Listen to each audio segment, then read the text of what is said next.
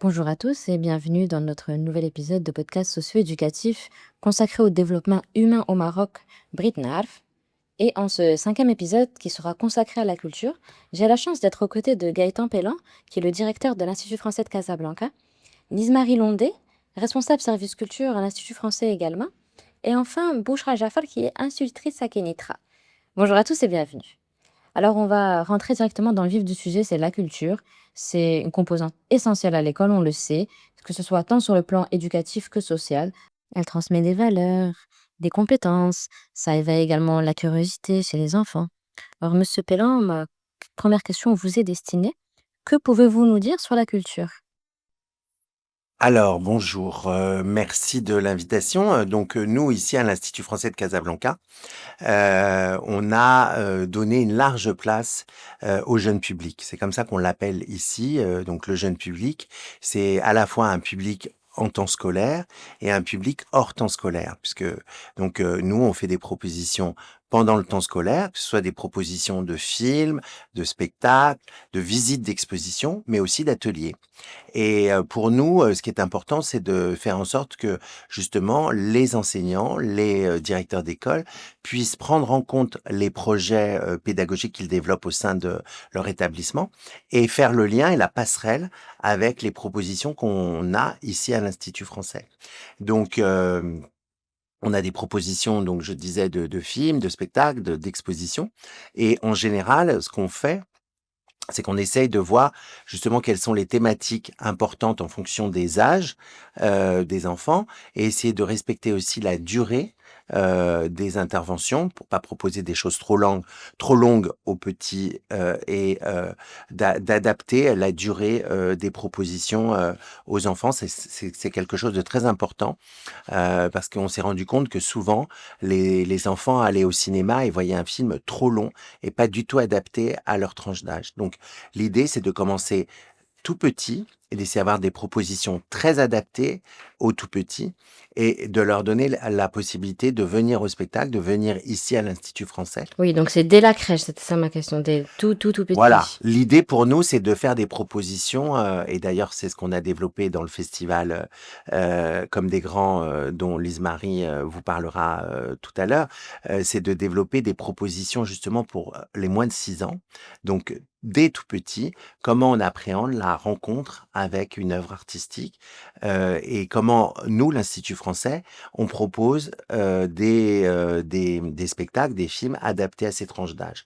Donc, c'est tout un travail, ici qui est fait, par la responsable du cinéma, qui s'occupe aussi du jeune public. Vous avez évoqué le festival Comme des grands. Mmh. Pouvez-vous nous en dire plus? Alors justement, ce festival est né d'un constat, c'est qu'il y avait pas beaucoup de propositions pour ces tranches d'âge et en France, on a, une expérience un peu plus développée avec, beaucoup d'artistes et de compagnies qui se sont posé la question de, comment créer pour les tout petits et au regard du constat qu'on a fait, qu'il y avait pas beaucoup de propositions ici au Maroc, on a, développé, justement un festival avec, plusieurs, villes, donc Marrakech, Tanger, et Casa, où on propose, des spectacles adaptés, à ces tranches d'âge avec, l'idée toujours de travailler, sur la formation des éducateurs, des enseignants, mais aussi la formation, d'artistes marocains pour, justement, leur donner la possibilité de créer aussi pour ces tranches d'âge, parce qu'il y a une vraie demande, de spectacles et d'animations, artistiques, pour ces tranches d'âge. Oui, je vois, c'est parfait. J'aimerais rebondir dessus parce que à la Fondation Sakura, nous avons également un festival de théâtre qui est le festival de théâtre scolaire où, où également les enseignants ont eu plusieurs jours de formation par des professionnels du théâtre. Les enfants ont perforé sur scène, Mmh. à la différence, je crois, de Comme des grands, parce que Comme des grands, c'est des pros. Voilà, ils assistent au spectacle. Et c'est 2 jours de représentation également d'enfants, de pièces théâtrales Alors super ça, enrichissantes. tout à fait, c'est quelque chose qu'on appréhende nous plus au niveau des cours de français, où on a des cours de français par le théâtre, par la chanson et on s'est rendu compte qu'en effet le théâtre fonctionnait très, très bien au niveau du jeune public, et que ça développait aussi une capacité, d'expression en français, de développement de vocabulaire et cetera. Donc c'est aussi quelque chose qu'on développe ici, plus par l'intermédiaire des cours de français. Oui, je vois, c'est parfait. Est-ce que vous arrivez à mesurer l'impact ou avoir un impact sur les enfants? Oui, alors de toute façon, c'est un peu comme le sport, hein. On s'est rendu compte que, quand il y a du sport dans une école, et ben, les enfants sont après à l'école plus concentrés, que les résu ça joue sur les résultats. La culture, c'est pareil. L'éveil culturel et les propositions qu'on fait, notamment, ici à l'Institut français, elles ont forcément un impact, sur, la vie de l'enfant après à l'école. Alors nous, on l'a pas mesuré, mais en tout cas, ce qu'on sait, c'est que les demandes qu'on a en théâtre et en chanson, pour apprendre le français sont très importantes, et c'est comme ça aussi qu'on essaye de donner, une autre image de l'apprentissage du français, une image plus ludique et qui permet de justement faire en sorte que les enfants soient plus à l'aise Mmh. dans ces 2 langues. Oui, une image plus attractive en quelque Voilà, sorte. tout à fait. Et ouais, exactement. Développer l'art chez les enfants, ça les aide à grandir, ils s'expriment mieux, ça les encourage également dans la réussite scolaire. D'ailleurs, il y a de nombreuses études qui le montrent que les enfants qui participent de leur côté à des activités artistiques ont de meilleurs résultats à l'école comparés aux autres enfants. Et c'est là où je me retourne vers vous, Bouchra. Tout à l'heure en off, vous m'avez parlé de votre projet de compte à l'école. Pouvez-vous nous en dire plus afin que nos éditeurs également puissent en savoir plus?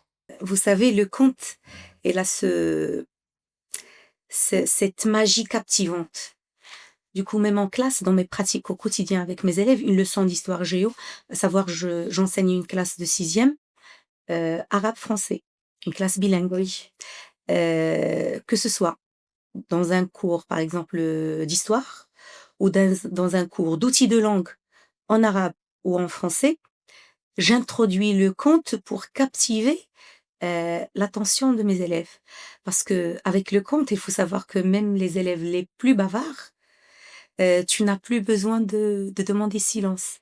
Ça y est, dès que tu commences, ton accroche ou ton introduction au conte, dès que qu'ils entendent «Il était une fois» Oui. et on se tait pour savoir, ce que C'est la ce qui suite. ouais, ce qui viendra après. Oui.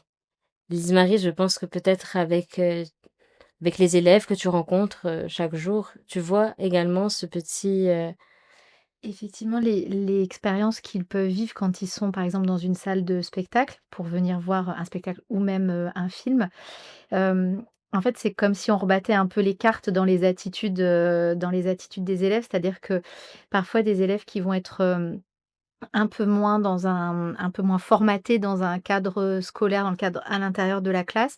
Lorsqu'ils sont, en présence des artistes et lorsqu'ils découvrent un spectacle, par exemple, eh bien, ça va passer par, les émotions, directement, ça va passer par, vraiment une relation, directe qui se joue. C'est bien tout le principe du spectacle vivant. C'est vivant parce qu'il y a les artistes sur scène et les gens dans le public. Et ça permet, à des enfants qui sont parfois peut-être un peu plus timides ou au contraire, qui osent pas, oui, transmettre leur propre ressenti, eh bien, par le vecteur du spectacle ou d'un film, et ça va pouvoir ouais. désamorcer ça. Nous avons à la fondation un projet qui me tient à cœur, que j'aime beaucoup. C'est les contes enfants d'Afrique. Ce sont des élèves bénéficiaires de la remédiation scolaire. C'est un programme que nous avons à la fondation Zakura, dans lequel on remet à niveau les élèves pour lutter contre le décrochage scolaire. C'est des élèves de primaire nous avons un partenariat avec, une fondation, australienne qui s'appelle la Fondation du Cerf. Et ces petits élèves, de Sidi Qassem ont participé à un échange culturel entre 26 autres pays d'Afrique, et le but était d'écrire des contes. On a eu 2 éditions, marocaines, 2 éditions marocaines traduites en 3 langues pour leurs amis africains, c'est ce qu'ils disaient, et les contes écrits par les enfants marocains pour leurs amis africains. Et j'ai trouvé ce projet super, ça les a aidés à se développer, à se concentrer en classe, à être meilleurs en français, par exemple. C'était une autre façon de voir, par exemple, le français, plutôt que conjugaison, par exemple, ou autre. Vous savez, le conte, spécialement le conte, ça fait travailler toutes les compétences langagières. D'ailleurs, les compétences langagières, les compétences linguistiques, socioculturelles, culturelles. Le conte, ça fait travailler les activités d'apprentissage, la compréhension de l'oral, la production de l'oral, la compréhension de l'écrit, la production de l'écrit. Il encourage même la lecture, puisque le conte, au départ, c'était une tradition orale. Exactement. Et le conte oral traditionnel, il a donné naissance aux contes littéraires. Par exemple, les contes, c'est la collecte des contes traditionnels qui ont donné naissance aux contes littéraires. Les contes Grimm ou les contes Oui, de Perrault, exactement. c'est des Oui. contes, à la base, c'était des contes. Et ces contes littéraires, euh, prenons par exemple La Belle et la Bête, Oui. ça a été, ça a donné naissance à d'autres formes d'art. La musique, la comédie musicale, le dessin, les films, les Disney, les films. Du coup, Oui, c'est vrai. c'est tellement enchantant que ça te prend dans d'autres, ça ouvre Ça ouvre d'autres horizons. Moi, mes élèves les plus je dirais en difficulté dans l'apprentissage de la langue française, le conte, c'est une porte magique. Et puis, plus ils sont petits, plus ils ont de l'imaginaire et plus il faut développer tout ça. Ouais. Je pense que c'est d'ailleurs pour ça que les Marie que vous inculquez la culture dès 0-6 ans. Oui, dans les propositions qu'on propose à l'Institut, effectivement, on essaie de balayer plein de tranches d'âge différentes pour avoir des offres en direction de toute la jeunesse.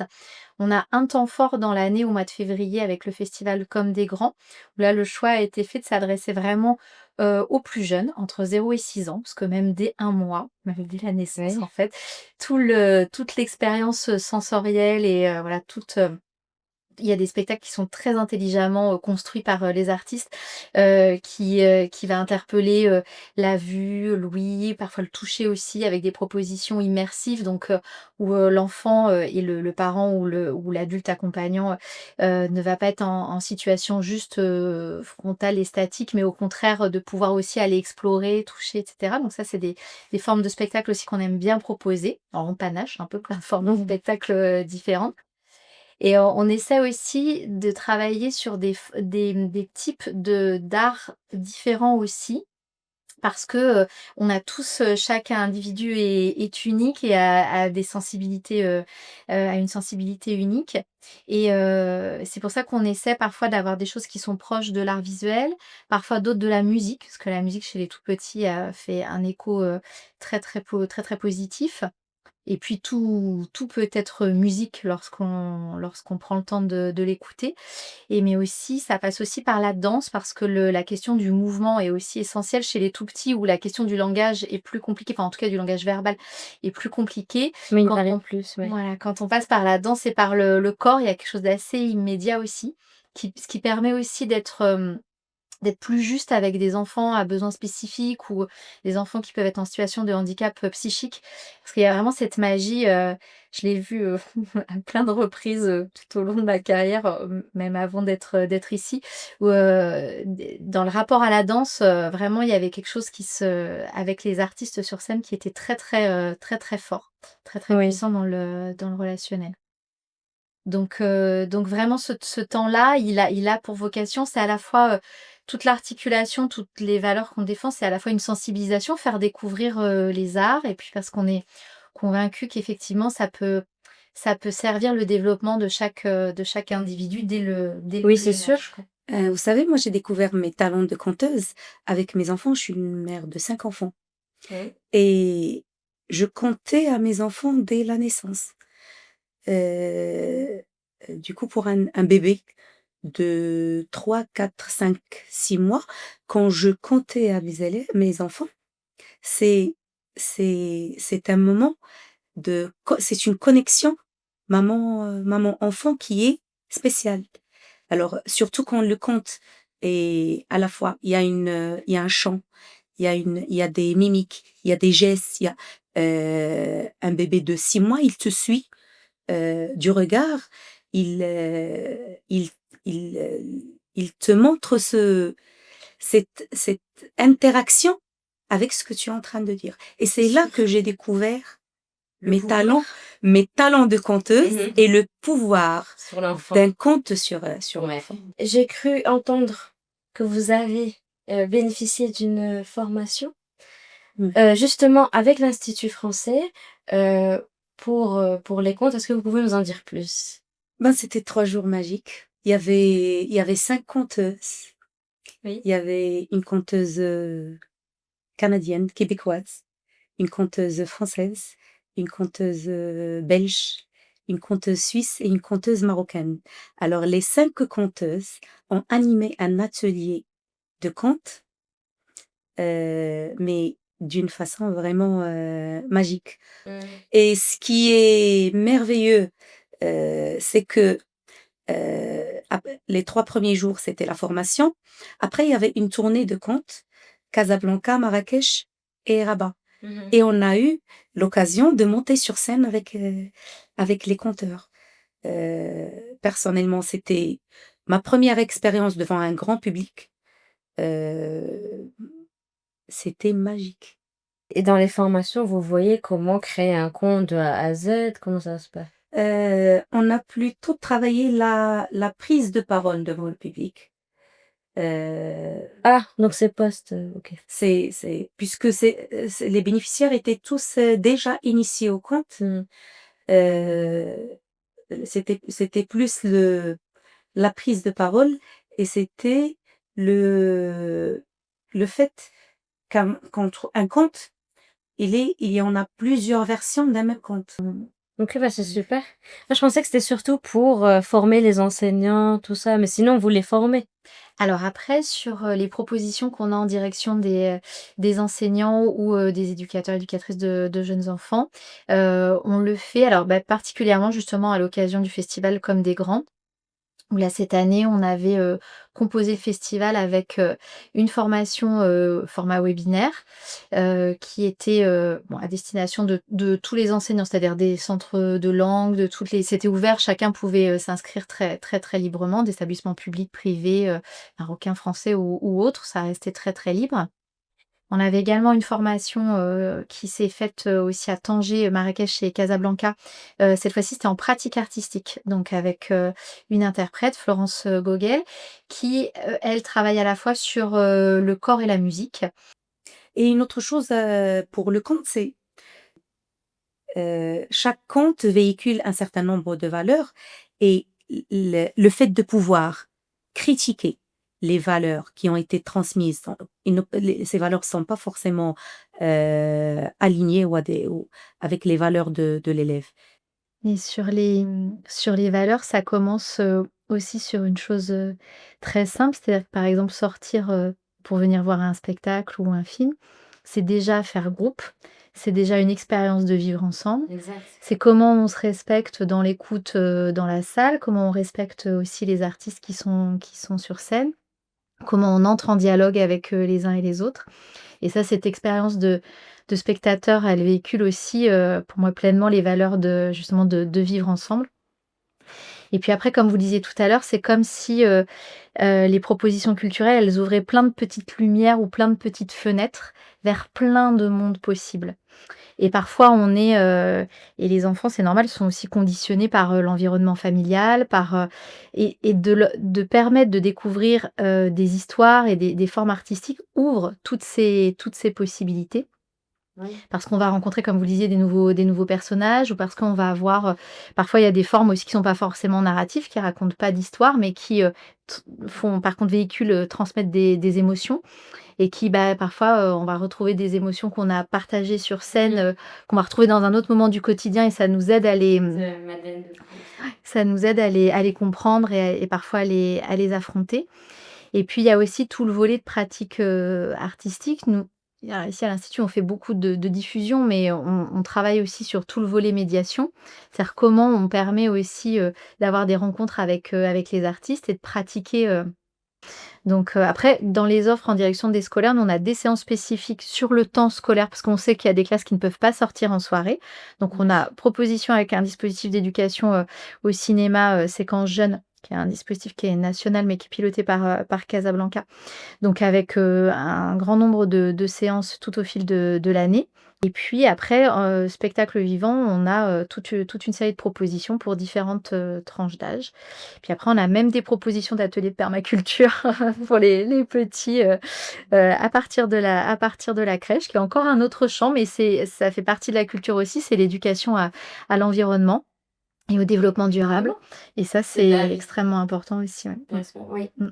Et c'est déjà la fin de notre podcast. Je vous remercie. Merci tout le monde. Merci d'avoir accepté l'invitation. Merci d'avoir échangé ensemble sur un sujet aussi important que la culture. Et de mon côté, je vous donne rendez-vous très bientôt pour un prochain épisode de Britnard.